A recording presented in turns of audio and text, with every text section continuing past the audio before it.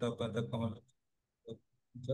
श्री रूपम सग्रजातम सहगना रघुनाथान्वितं तं सजीवं साद्वैतं सावधूतं परिजनसहितं कृष्ण चैतन्य देवं श्री राधा कृष्ण पादान सहगना ललिता श्री विशाखान्वितं च नमो विष्णुपादाय कृष्ण प्रेष्ठाय भूतले श्रीमते भक्ति वेदांत स्वामी नित्य नामिने नमस्ते सरस्वती देवी गौरवाणी प्रचारिणे निर्विशेष शून्यवादी पाश्चात्य देशधारिणे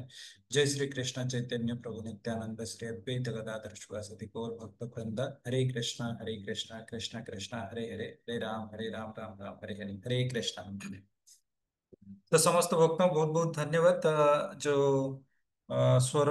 तरफ जो भक्त मैंने आज आयोजित कर जो प्रोग्राम तो बहुत बहुत धन्यवाद ता सहित दंडवत प्रणाम। तो आज आमर जो क्लास अच्छी तो आम साधारणतः देखुन जे जो जन्माष्टमी आसूची तो जन्माष्टमी आम साधारणतः भगवान जो गुण अच्छी तो से गुण विषय आम आज चर्चा कर ठीक अच्छे। तो आज जो गुण विषय आम चर्चा करवा साधारणतः भगवान जो सब गुण अच्छी तो तार चारिटा गुण विषय आम चर्चा करिया। तो प्रथम गुण जो आमर अच्छी तो परम नियंत्रणकारी। हाँ ठीक अच्छे। तो भगवान हूँ कौन ना परम नियंत्रणकारी। तो साधारणतः कुहागला कौन ना ईश्वर परम कृष्ण सच्चिदानंद विग्रह अनादि आदि गोविंद सर्व कारण कारण। तो आम देखुं जे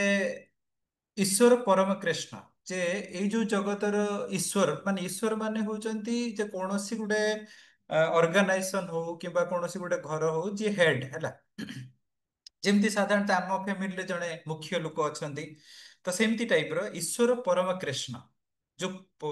परम ईश्वर किए ना श्री कृष्ण ठीक अच्छे। ईश्वर परम कृष्ण सत चित आनंद विग्रह सत माने कौन ना सब बेले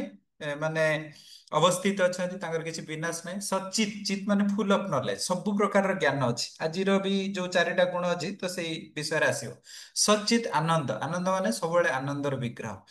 तापर कौन ना अनादिर आदि गोविंद सर्व कारण कारण सबु कारणर कारण होचंती किए ना भगवान श्री कृष्ण। साधारणतः देखंतु जेहेतु आमे होचंती भगवान कृष्णकर पार्ट एंड पार्सल तेणु से सब आमर भी सब इच्छा रही जे मु जहाँ चाहूँगी से हवा दरकार प्रत्येक व्यक्ति देखंतु इच्छा जो जिनसटा बहुत बलियान जिनस बुझिपारे ना जमी देखो हुए तो आम कि मात्रा ए भौतिक जगत रे उपलब्धि करिसेंती जे भौतिक जगत रे हुए तो सेते मात्रा रे आनंद नाही किबा सुख शांति नाही से आम भक्ति करिया पई आग्रह प्रकाश करुचंती किंतु तथापि देखंतु किछि किछि मात्रा रे हमर जो इच्छा जो आग्रह अछि सेटा बहुत माने बहुत गभीर से जिनस बुझिपारे ना। देखो थर जो बहुत समय आम देखती जो आम भक्ति करती ये जे मैक्सिमम टाइम रे बहुत प्रैक्टिकलिटी आम जब देखा जे मैक्सिमम टाइम रे आम भक्ति मार्ग को ये आसती हुए तो आम भक्ति मार्ग को जो न आसते से हुए तो आम जीवन में किसी एमती दुख अच्छी किछिटा हुए तो परिस्थिति एमती अच्छी किछिटा हुए तो माने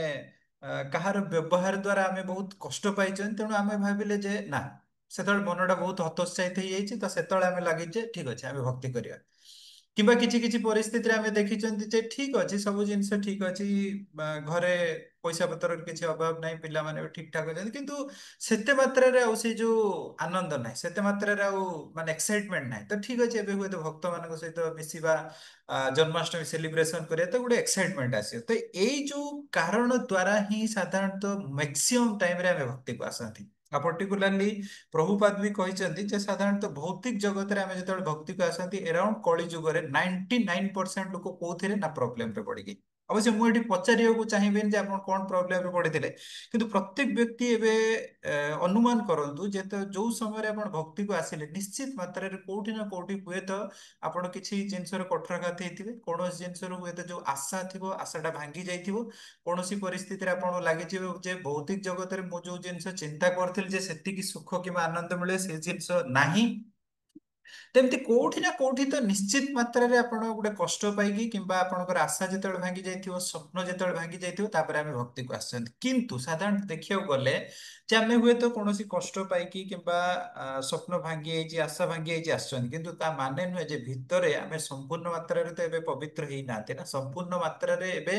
हमर पूरा जो भौतिक आशा तो जाइने ना आमे हुए तो से आशा गुडा अछि किंतु एबे साधारण जेतले भक्ति को आसछन्ती तो भक्ति रे एबे साधारणतः कौन हो जानले जे भक्ति स्थिति रे रही कि केमती हुए तो आशा को पूरण करहब तेणु से ସାଧାରଣତଃ ଏଠି କଣ କୁହାହଉଛି ନା ଭଗବାନ ସର୍ବନିୟନ୍ତ୍ରିୟ, କିନ୍ତୁ ଯେହେତୁ ଆମେ ଭଗବାନଙ୍କର ଅଂଶ ତେଣୁ ଆମର ବି ସେଇ ଯୋଉ ନିୟନ୍ତ୍ରଣ କରିବାର ଇଚ୍ଛା ଶକ୍ତିଟା ବି ଅଛି, ବୁଝିପାରିଲେ ନା। ଅସାଧାରଣତଃ ନିୟନ୍ତ୍ରଣ କରିବାର ଯୋଉ ଇଚ୍ଛା ଶକ୍ତି ଇଭିନ୍ ଭକ୍ତି ମାର୍ଗରେ ବି ରୁହେ। କାରଣ ଦେଖନ୍ତୁ ଆମେ ଧର ଯୋଉ ଭକ୍ତି ମାର୍ଗରେ ଆସିଲେ କିଛି ମାତ୍ରାରେ ଆମକୁ ଲାଗେ ଯେ ଆମେ ବି କିଛି ସିଚୁଏସନକୁ କଣ୍ଟ୍ରୋଲରେ ରଖିବା, ଆମେ ହୁଏତ କିଛିଟା ଲୋକମାନଙ୍କୁ କଣ୍ଟ୍ରୋଲରେ ରଖିବା। ଆଉ ପ୍ରତି ମୁହୂର୍ତ୍ତରେ ଦେଖନ୍ତୁ ଏଇ ଯୋଉ ନିୟନ୍ତ୍ରଣ କରିବାର ଇଚ୍ଛା ଶକ୍ତିଟା ହିଁ ଆମକୁ ପ୍ରାୟତଃ କିଛି କିଛି ସ୍ଥିତିରେ ହତୋତ୍ସାହିତ କରେ। କାରଣ ଯେତେବେଳେ ଆମେ ଚାହୁଁଛନ୍ତି ଯେ ଆମେ ଅନ୍ୟମାନଙ୍କୁ କଣ୍ଟ୍ରୋଲ କରିବା, ଯେତେବେଳେ କଣ୍ଟ୍ରୋଲ ହଉନା ସେତେବେଳେ ହତୋତ୍ସାହିତ ହଉଛନ୍ତି। ଆପଣ ଦେଖନ୍ତୁ କେତେ ବି ହୁଏତ ଆପଣ ଭକ୍ତି କରନ୍ତୁ, ଯେତେବେଳେ ହୁଏତ କେହି ଜଣେ ସ୍ୱାମୀ ସ୍ତ୍ରୀ ଭକ୍ତି କରୁଛନ୍ତି ଘରକୁ ଗଲା ପରେ ନିଶ୍ଚିତ ମାତ୍ରାରେ ସେତେ ମାତ୍ରାରେ ଆମେ ଶୁଦ୍ଧିକରଣ ହେଇନାହାନ୍ତି ଯେ ସ୍ୱାମୀ ସ୍ତ୍ରୀ ଭିତରେ ଯାହା ହେଲେ ବି କୋଉଠି ନା କୋଉଠି ଯଦି ସ୍ତ୍ରୀ ହୁଏତ ଟିକେ ମାନେ ହୁଏତ ଟିକେ ବେଶୀ ଚାଲାକ ଚତୁର କି କଣ, ସିଏ ଯାହେଲେ ସ୍ୱାମୀକୁ କଣ୍ଟ୍ରୋଲ କରିବେ, କିନ୍ତୁ କିମ୍ବା ସ୍ୱାମୀ ଯଦି ଟିକେ ଚାଲାକ ଚତୁର ସ୍ତ୍ରୀ କଣ୍ଟ୍ରୋଲ କରିବେ। ଏଇଟା ବହୁତ ମାତ୍ରାରେ ଆପଣ ପ୍ରାକ୍ଟିକାଲି ଦେଖିବେ। ଆପଣ ଯେତେ ବି ଆମେ ଭକ୍ତି କରନ୍ତୁ ଯାହା କରନ୍ତୁ, ଆମେ ହୁଏତ ଧର ଯୋଉ ଭକ୍ତି କରୁଛନ୍ତି କିନ୍ତୁ ଆମେ ଚାହୁଁଛନ୍ତି ଯେ ସବୁ ଭକ୍ତଙ୍କୁ କେମିତି ମୁଁ କଣ୍ଟ୍ରୋଲ ରଖିବି। ତ ଏ ଯୋଉ ଟେଣ୍ଡେନ୍ସିଟା ବହୁତ ଡିପ୍ ରୁଟେଡ୍, ବୁଝିପାରିଲେ ନା। ଏ ଟେଣ୍ଡେନ୍ସି ବହୁତ ଡିପ୍ ରୁଟେଡ୍ ଏଇଥିପାଇଁ ଯେହେତୁ ଆମେ କୃଷ୍ଣଙ୍କର ଅଂଶ, ତେଣୁ ଯାହାହେଲେ ବି ସେ ଯୋଉ କୃଷ୍ଣଙ୍କର ଗୁଣ ଗୁଡ଼ା ଆମ ପାଖରେ ରହିବ। କିନ୍ତୁ କହିବାର କଥା ହଉଛି ଯେ ଯେତେ ମାତ୍ରାରେ ଆମେ ନିୟନ୍ତ୍ରଣ କରିବାର ଇଚ୍ଛା ରହିବ ସେତେ ମାତ୍ରାରେ ଆମେ ବିଭିନ୍ନ ପରିସ୍ଥିତିରେ ହତୋତ୍ସାହିତ ହବା। କାରଣ ଅ, ଆମେ ଯଦି ବି ଆମେ ଚାହୁଁଛନ୍ତି ନିୟନ୍ତ୍ରଣ କରିବା ପାଇଁ, କିନ୍ତୁ ଆମ ପାଖରେ ତ ପୁରା କଣ୍ଟ୍ରୋଲସିପ ର ପାୱାର ନାହିଁ ନା, ବୁଝିପାରିଲେ ନା। ଆଉ ମ୍ୟାକ୍ସିମମ୍ ଟାଇମରେ ଭକ୍ତ ଏଇଥିରେ ହିଁ ହତୋତ୍ସାହିତ ହୁଅନ୍ତି ହେଲା। ଯେମିତି ସାଧାରଣତଃ ଧର ଯୋଉ ଆମେ ନୂଆ ଭକ୍ତ କେହି ଜଣେ ମନ୍ଦିରକୁ ଆସୁଛନ୍ତି, ଆମେ ତ ଚାହାନ୍ତି ସେ ଭକ୍ତ କେମିତି 16 ମାଳା ଜପ କରନ୍ତୁ, ଜଲ୍ଦି ଜଲ୍ଦି ଦୀକ୍ଷା ନିଅନ୍ତୁ, ସବୁ ନିୟମ ପାଳନ କରନ୍ତୁ, ସବୁ ସେବା କରନ୍ତୁ। କିନ୍ତୁ ଧୀରେ ଧୀରେ କଣ ହୁଏ, ହେଇଥାଇପାରେ ସେ ଭକ୍ତ ହୁଏତ ଭକ୍ତିରେ ଆଗକୁ ବଢି ପାରନ୍ତି କିମ୍ବା ଭକ୍ତିରେ ଆଗକୁ ନ ବଢି ପାରନ୍ତି, କିନ୍ତୁ ଆମେ ଯୋଉ ଚାହୁଁଥିଲେ ଯେ ସିଏ ଜଲ୍ଦି ଜଲ୍ଦି ବଢିଯିବା ଦରକାର, ଆମ କଥା ମାନିବା ଦରକାର, ଆମ ସେବା କରିବା ଦରକାର, ହେଇପାରେ ନ ହେଇପାରେ, ବୁଝିପାରିଲେ ନା। ତେଣୁ ସେଇ ମାତ୍ରାରେ ବି ଆମେ ହତୋତ୍ସାହିତ ହୁଅନ୍ତି। ଆମେ ଚାହାନ୍ତି ଆମ ପିଲାମାନେ ଆମ ହିସାବରେ ଚାଲିବା ଦରକାର, ହେଇପାରେ ନ ହେଇପାରେ। ଆମେ ଚାହାନ୍ତି ଆମ ପରିବାର ଲୋକ ଆମ ହିସାବରେ ଚାଲିପାରନ୍ତି, ହେଇପାରେ ନ ହେଇପାରେ। ତେଣୁ ସେଇଥିପାଇଁ ସାଧାରଣତଃ ଆମେ ପ୍ରାୟ ସମୟରେ ଏଇ ଯୋଉ ପ୍ରାକ୍ଟିକାଲ ସିଚୁଏସନ ଗୁଡା ଆମେ ଦେଖନ୍ତି ବହୁତ ସମୟରେ ଆମେ ହତୋତ୍ସାହିତ ହେଇଯାନ୍ତି। ଆଉ ମ୍ୟାକ୍ସିମମ୍ ଟାଇମରେ ଯେତେବେଳେ ଭକ୍ତ ଜଣେ ହୁଏତ ଭକ୍ତି କଲା ପରେ ହତୋତ୍ସାହିତ ହୁଅନ୍ତି, ସେଠି ଦିଟା ପ୍ରକାର ସିଚୁଏସନ ଆସିପାରେ। ଯଦି ଭକ୍ତ ହୁଏତ ସେତିକି ମ୍ୟାଚୁରିଟି ଅଛି, ତାହେଲେ ଯେତେବେଳେ ହତୋତ୍ସାହିତ ଆଟଲିଷ୍ଟ ହେଇଯାଉଛନ୍ତି ସେ ଚିନ୍ତା କରିନିଅନ୍ତି ଠିକ ଅଛି ସବୁ ଜିନିଷ ମୋ ହାତରେ ନାହିଁ, ଆଟଲିଷ୍ଟ ଭଗବାନ ଯାହା କରିବେ କରିବେ, ଏଇଟା ଗୋଟେ ହେଇପାରେ। ସେକେଣ୍ଡ ଜିନିଷ, ଯଦି ସେତିକି ମ୍ୟାଚୁରିଟି ନାହିଁ, ବହୁତ କେସେସରେ ଏଇଆ ହୁଏ ଯେ ଆମକୁ ଲାଗେ ଯେ ମୁଁ ଭକ୍ତି କଲା ପରେ ବି ତାପରେ ମୋ କଣ ପାଇଁ ସକ୍ସେସ ହେଇପାରୁନି, ବୁଝିପାରିଲେ ନା। ତେଣୁ ଦେଖନ୍ତୁ ଏଠି ଆମକୁ ଅଲ୍ଟିମେଟଲି ଏଇ ଯୋଉ ଜଗତରେ ଆପଣ ଦେଖନ୍ତୁ ଯେତେ ପ୍ରକାର ପ୍ଲାନ ପ୍ରୋଜେକ୍ଟ ଯାହା ବି ବନାନ୍ତୁ, ଯେତେ ପ୍ରକାର ଆପଣ ଚେଷ୍ଟା କରନ୍ତୁ, ହୁଏତ ସବୁ ଜିନିଷ ଗୁଡା ମୋ ହିସାବରେ ହବା ଦରକାର, ଏଠି ହବ ହିଁ ନାହିଁ, ବୁଝିପାରିଲେ, ଏଠି ହବ ହିଁ ନାହିଁ। ତେଣୁ ସେଇଥିପାଇଁ ଆଟଲିଷ୍ଟ ଜଣେ ଭକ୍ତ ଯଦି ଭକ୍ତି କରୁଛନ୍ତି ଆଉ ଭକ୍ତିର ସିଦ୍ଧାନ୍ତକୁ ବୁଝିଛନ୍ତି, ତାହେଲେ ସିଏ ଆଟଲିଷ୍ଟ ଗୋଟେ ମୋମେଣ୍ଟରେ ଯେତେବେଳେ ଦେଖିବେ ଯେ କୌଣସି ପରିସ୍ଥିତି ତାଙ୍କ ହିସାବରେ ଚାଲୁନି, କୌଣସି ବ୍ୟକ୍ତି ହୁଏତ ତାଙ୍କ ହିସାବରେ ଚାଲୁନାହାନ୍ତି କିମ୍ବା ତାଙ୍କର ନିଜର ମନ ଇନ୍ଦ୍ରିୟ ଠିକ ହିସାବରେ ନିୟନ୍ତ୍ରଣ କରିପାରୁନାହାନ୍ତି, ଆଟଲିଷ୍ଟ ସିଏ ରିଏଲାଇଜ କରିବେ ଯେ ସବୁ ଜିନିଷ ଗୁଡା ମୋ ହାତରେ ନାହିଁ। ତ ତ ସେଇ ଟାଇମରେ ଆଟଲିଷ୍ଟ ସେ ଚିନ୍ତା କରିବେ ଯେ ସବୁ ଜିନିଷ ଗୁଡା ଯେହେତୁ ମୋ ହାତରେ ନାହିଁ, ତେଣୁ ଭଗବାନଙ୍କ ପାଖରେ ଶରଣ ପଶିବା ଛଡା ଆଉ କିଛି ଉପାୟ ହିଁ ନାହିଁ, ବୁଝିପାରିଲେ ନା।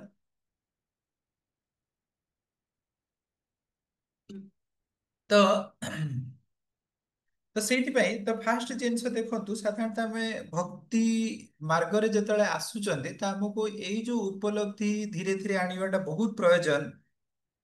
ଯେ ସବୁ ଜିନିଷ ଗୁଡା ଆକ୍ଚୁଆଲି ଆମ କଣ୍ଟ୍ରୋଲ ନାହିଁ। ଆଉ ପର୍ଟିକୁଲାରଲି ଦେଖନ୍ତୁ ଯେତେ ଆମେ ଇସ୍କନ ର ସେଣ୍ଟର ଆମେ ଯାଉଛନ୍ତି, ସେଣ୍ଟରରେ ଯାଇ କ୍ଲାସ ଦଉଛନ୍ତି, ପ୍ରତ୍ୟେକ ପ୍ରଚାରକଙ୍କର ଗୋଟେ ମାତ୍ରାରେ ଦୁଃଖ ଥାଏ ଯେ ଆମ ସେଣ୍ଟରକୁ ହୁଏତ ଯେତେ ଲୋକ ଆସୁଛନ୍ତି ସେତେ ଲୋକ ଭକ୍ତିରେ କନଭର୍ଟ ହଉନାହାନ୍ତି କିମ୍ବା ସେତେ ଲୋକ ହୁଏତ ମାଳା କରୁନାହାନ୍ତି, ସେତେ ଲୋକ ହୁଏତ ସେବାରେ ଇନଭଲ୍ଭ ହଉନାହାନ୍ତି। ତ ଏଠି ଦେଖନ୍ତୁ ପ୍ରତ୍ୟେକ ବ୍ୟକ୍ତି ନିଜ ନିଜର ମାନେ କର୍ମର ଯୋଉ ବଣ୍ଡେଜ ନେଇକି ଆସିଛନ୍ତି, ତା ଆମେ ହୁଏତ ଚାହୁଁଛୁ ସେ ବ୍ୟକ୍ତି କେମିତି ବହୁତ ଜଲ୍ଦି ଭକ୍ତିରେ ଅଗ୍ରଗତି କରନ୍ତୁ, ଆମ କଥା ମାନନ୍ତୁ କିମ୍ବା ଯେତେ ମାତ୍ରାରେ ଲୋକ ହୁଏତ ଆମର ଫାଷ୍ଟ ପ୍ରୋଗ୍ରାମକୁ ଆସିଛନ୍ତି ନେକ୍ସଟ ଧୀରେ ଧୀରେ ଧୀରେ ଧୀରେ କମି ଯାଉଛନ୍ତି। ତେଣୁ ଏଠି ଆମକୁ ବୁଝିବା ଦରକାର ଯେ ଆମେ କମ୍ପ୍ଲିଟ କଣ୍ଟ୍ରୋଲ ଆମ ହାତରେ ନାହିଁ। ତେଣୁ ଆମେ କଣ କରିପାରିବା ନା କେବଳ ଭଗବାନଙ୍କୁ ପ୍ରେୟାର କରିବା ଆଉ ତା ସହିତ କଣ ନା ଲୋକକୁ ହୁଏତ ଗୋଟେ ସମ୍ପର୍କ କେବଳ ସ୍ଥାପନ କରିପାରିବା। ଦେଖନ୍ତୁ ପ୍ରତ୍ୟେକ ଭକ୍ତିର ଯେତେବେଳେ କଥା ଆମେ କହୁଛନ୍ତି, ଆମେ ସାଧାରଣତଃ କୌଣସି ବି ବ୍ୟକ୍ତି ଯେତେବେଳେ ଆମ ସେଣ୍ଟରକୁ ଆସୁଛନ୍ତି ସିଏ ହୁଏତ ଆମେ କଣ ଭଗବତ ଗୀତାର ଚର୍ଚ୍ଚା କରିଥିଲେ ସେଇଟାକୁ ମନେ ରଖିବେନି, କିମ୍ବା ସିଏ ଘରକୁ ଗଲା ପରେ କିମ୍ବା 6 ମାସ ପରେ ସିଏ ଚିନ୍ତା କରିବେନି ଯେ ଆମେ କଣ ଭଗବତ ଗୀତାର ଚର୍ଚ୍ଚା ହେଇଥିଲା, କିନ୍ତୁ ସିଏ ଏଇଟା ନିଶ୍ଚିତ ମାତ୍ରାରେ ମନେ ରଖିବେ ଯେ ସେ ସେଣ୍ଟରକୁ ଗଲା ପରେ ସେ ଭକ୍ତ ଆମ ସହିତ କେମିତି ବ୍ୟବହାର କରିଥିଲେ, କେମିତି ଆମକୁ ପ୍ରସାଦ ଦେଇଥିଲେ, କେମିତି ଆମ ସହିତ ଭଲ କଥାବାର୍ତ୍ତା କରିଥିଲେ। ତ ଏଇ ଜିନିଷଟା ନିଶ୍ଚିତ ମାତ୍ରାରେ ମନେ ରଖିବେ। ଏଇଟା କେବଳ ନୂଆ ଭକ୍ତଙ୍କ କଥା ନୁହେଁ, ପୁରୁଣା ଭକ୍ତଙ୍କ କେସରେ ବି ସେମ୍। ତେଣୁ ସେଇଥିପାଇଁ ସବୁବେଳେ ପାଇଁ ଆମେ ଚେଷ୍ଟା କରିବା ଦରକାର ଯେ ଯିଏ ବି ହୁଏତ ଆସୁଛନ୍ତି ତାଙ୍କୁ ଆମେ କେମିତି ଗୋଟେ ଭଲ ବ୍ୟବହାର ଦେଇପାରିବା, ଭଲ ସମ୍ପର୍କ ସ୍ଥାପନ କରିପାରିବା। ନିଶ୍ଚିତ ମାତ୍ରାରେ ଆମର ଯଦି ସମ୍ପର୍କଟା ଭଲ ସ୍ଥାପନ ହେଇପାରିବ, ତାପରେ ହୁଏତ ଧୀରେ ଧୀରେ ତାଙ୍କର ସ୍ଥିତି ହିସାବରେ ସେ ଭକ୍ତିରେ ଆଗକୁ ବଢିବେ। ବହୁତ କେସେସରେ ଏମିତି ବି ହୁଏ, ବହୁତ ଜଣ ଭଲ ଭକ୍ତି କରୁଥିବା ପରେ ବି ଯଦି କୌଣସି ଟିକେ ସମ୍ପର୍କ ଏପଟ ସେପଟ ହେଇଯାଏ କିମ୍ବା କଥାବାର୍ତ୍ତାରେ ଏପଟ ସେପଟ ହେଇଯାଏ, ତାଙ୍କର ହତୋତ୍ସାହିତ ହେଇଯାଆନ୍ତି ଯେ ପ୍ରଭୁଜୀ ତ ଏମିତି ବ୍ୟବହାର କଲେ, ଆଉ ଯିବା ପାଇଁ ଇଚ୍ଛା ହଉନି, ଏମିତି ଟାଇପ। ତେଣୁ ପ୍ରାୟତଃ ଦେଖନ୍ତୁ ଯେ ମାନେ ଜଣେ ଭକ୍ତିରେ ଅଗ୍ରଗତି କରିବା ପାଇଁ ପ୍ରଥମ ଜିନିଷ ହଉଛି କଣ ନା ସମ୍ପର୍କ। ଆଉ ମ୍ୟାକ୍ସିମମ୍ ଦେଖନ୍ତୁ ଯେତେ ବି ଆମେ ଆଚାର୍ଯ୍ୟ ଦେଖୁଛନ୍ତି, ପ୍ରଭୁପାଦ ଦେଖୁଛନ୍ତି, ସମସ୍ତେ ଆକ୍ଚୁଆଲି ପ୍ରଥମେ ଲୋକ ସହିତ ସମ୍ପର୍କ ସ୍ଥାପନ କରିଛନ୍ତି, ତାପରେ ଧୀରେ ଧୀରେ ଧୀରେ ଧୀରେ ତାଙ୍କୁ ଭକ୍ତିରେ ଅଗ୍ରଗତି କରେଇଛନ୍ତି। ତେଣୁ ଏଇ ଜିନିଷଟା ଆମେ ସାଧାରଣତଃ ଗ୍ରହଣ କରିବା ଦରକାର। ବହୁ ସମୟରେ ଏମିତି ବି ହୁଏ, ସାଧାରଣତଃ ଆମେ ଥରେ କଣ ହେଇଛି ନା, କିଛି ଭକ୍ତ ସେମାନେ ୱେଷ୍ଟବେଙ୍ଗଲରେ ରହୁଥିଲେ, ଠିକ ଅଛି। ତ ୱେଷ୍ଟବେଙ୍ଗଲର ଯୋଉ ଭକ୍ତ ରହୁଥିଲେ ସେମାନେ ଗୁରୁ ଦୀକ୍ଷା ନେଇ ଯାଇଥିଲେ, ତାଙ୍କ ଗୁରୁ ମହାରାଜ ଯିଏ ରୁହନ୍ତି ବୃନ୍ଦାବନରେ। ତେଣୁ ଏବେ ସିଏ ଯାଇକି ପହଞ୍ଚିଲେ ବୃନ୍ଦାବନ, ତାଙ୍କୁ ଗୁରୁ ମହାରାଜଙ୍କର ଦର୍ଶନ କରିବାର ଅଛି। ତ ଦର୍ଶନ ଯେତେବେଳେ କଲେ, ଏବେ ଗୁରୁ ମହାରାଜ ପଚାରିଲେ ଆଉ କେମିତି କଣ ସବୁ ଚାଲିଛି, ଭଜନ ସାଧନ କେମିତି ଚାଲିଛି। ତ ଇଏ ଭକ୍ତ କହିଲେ କଣ ମହାରାଜ ଆମେ ଭଜନ କରିବୁ, ଏ ଆମେ ଯୋଉ ୱେଷ୍ଟ ବେଙ୍ଗଲରେ ଅଛି ସବୁ ତ ମାଛ ମାଂସ ଖାଇକି ସେଠି ଅବସ୍ଥା ଖରାପ, ଆଉ ସେଠି କଣ ଆମେ ସେମାନଙ୍କ ସହିତ ରହିକି ଆମେ ଭକ୍ତି କରିବୁ, ସେ ସବୁ ଅସୁର ପ୍ରକୃତିର ଲୋକ ହେଇଯାଇଛନ୍ତି, ତାଙ୍କ ସହିତ ଆମେ କଣ ରହିକି ସେଠି ଭଜନ ସାଧନ କଣ ହବ। ତେଣୁ ଗୁରୁ ମହାରାଜ ଏବେ କହିଲେ ଆଚ୍ଛା, ମାନେ ସମସ୍ତେ ତାହେଲେ ଏମିତି ବ୍ୟବହାର କରୁଛନ୍ତି, ସେଥିପାଇଁ କେମିତି ଭକ୍ତି ହବ। ତ ତୁମେ ବି ଥରେ ଚିନ୍ତା କର ଯେ ଭକ୍ତିକୁ ଆସିବା ପୂର୍ବରୁ ତୁମର ବି ତ ସେଇ ଅବସ୍ଥା ଥିଲା, ତୁମେ ବି ମାଛ ମାଂସ ଖାଉଥିଲେ, ଇଏ କରୁଥିଲେ। ତେଣୁ ଏଇ ଯୋଉ ଘୃଣା ଭାବଟା ଆଣିବାଟା ଠିକ ନୁହେଁ। ସାଧାରଣତଃ ଯିଏ ଯେମିତି ସ୍ଥିତିରେ ଅଛି ଠିକ ଅଛି, ତୁମେ କେମିତି ତୁମ ହିସାବରେ ଭକ୍ତିରେ ଆଗକୁ ବଢିପାରିବ, ତେଣୁ ସେଇ ହିସାବରେ ଚିନ୍ତା କରିବା ଦରକାର। ତେଣୁ ସେଇ ହିସାବରେ ତ ଦେଖନ୍ତୁ, ଯୋଉ ଫାଷ୍ଟ ଜିନିଷ ହଉଛି ଯେ ଆମେ ପ୍ରାୟ ସମୟରେ ଯେ ଚିନ୍ତା କରିବା ଦରକାର ଯେ ପ୍ରତ୍ୟେକ ବ୍ୟକ୍ତି ହୁଏତ ଏଇ ଯୋଉ ସଂସାରରେ ଆମେ କୌଣସି କୌଣସି ସ୍ଥିତିରେ ଆମେ ଧରାଯାଉ ଆମକୁ କଷ୍ଟ ଲାଗୁଛି, ଯିଏ ହୁଏତ ଫ୍ୟାମିଲିର ବ୍ୟକ୍ତି ଥିବେ ସେ ବହୁତ ମାତ୍ରାରେ ଏଟା ବୁଝିପାରୁଥିବେ। ଆପଣ ଦେଖନ୍ତୁ ପରିବାରରେ ଯେତେବେଳେ ଅଛନ୍ତି ତ ଆପଣ ସମସ୍ତଙ୍କର ଦାୟିତ୍ବ ନଉଥିବେ, ଆପଣ ପିଲାମାନଙ୍କର ଦାୟିତ୍ବ ନଉଥିବେ, ଆପଣ ଯଦି ସ୍ତ୍ରୀ ତାହେଲେ ସ୍ୱାମୀଙ୍କର ଦାୟିତ୍ବ ନଉଥିବେ, ଘରର ଅନ୍ୟମାନଙ୍କର ଦାୟିତ୍ବ ନଉଥିବେ, ସ୍ୱାମୀ ହିସାବରେ ଦେଖିବାକୁ ଗଲେ ପିଲାଙ୍କର ଦାୟିତ୍ବ ନଉଥିବେ, ଅଫିସର ଦାୟିତ୍ବ ନଉଥିବେ, ସ୍ତ୍ରୀର ଦାୟିତ୍ବ ନଉଥିବେ,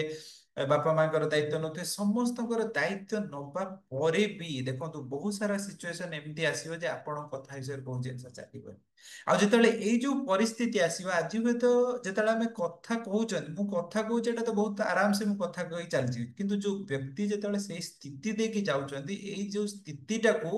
ସାଧାରଣତଃ ହ୍ୟାଣ୍ଡେଲ କରିବାଟା ଏତେ ଇଜି ନୁହେଁ। କିନ୍ତୁ ସାଧାରଣତଃ ସେଇ ସ୍ଥିତିରେ ଆମକୁ ମନେ ପକେଇବା ଦରକାର ଯେ ପ୍ରତ୍ୟେକ ଜିନିଷର ନିୟନ୍ତ୍ରଣ ମୋ ହାତରେ ନାହିଁ।